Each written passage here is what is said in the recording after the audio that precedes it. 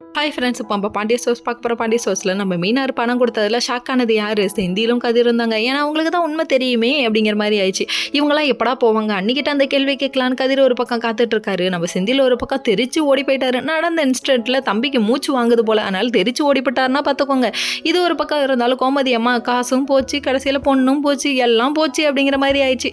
சரிம்மா, நீ பேசிகிட்டு இருந்தால் நம்மளே போச்சுங்கிற நிலைமைக்கு ஆளாயிடுமா? வேணாமான்னா கேட்குதா அந்த பொண்ணு? சரி, ஒரு பக்கம் புலம்பிட்டு அவங்க கிளம்பி போயிட்டாங்கங்க.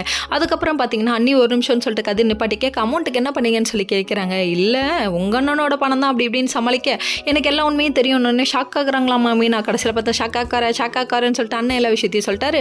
நாங்கள் அமௌண்ட்டை புரட்ட எவ்வளோ ட்ரை பண்ணோம், உங்களால் எப்படி புரட்ட முடிஞ்சதுன்னு கேட்க, அப்பாட்ட வாங்கணும்னு போய் சொல்லிட்டாங்க. அந்த அமௌண்ட்டை தான் வாங்கிட்டு வந்து கொடுத்தோன்னு வேற போய் சொல்லிட்டாங்க. புருஷனை விட்டு கொடுக்கக்கூடாதுல்ல, அதனால் விட்டு கொடுக்குறவன் கெட்டு போக மாட்டான்ற ஒரு டைலாக ஞாபகம் வச்சுட்டு வீட்டில் வந்து உட்காந்துருக்காங்க.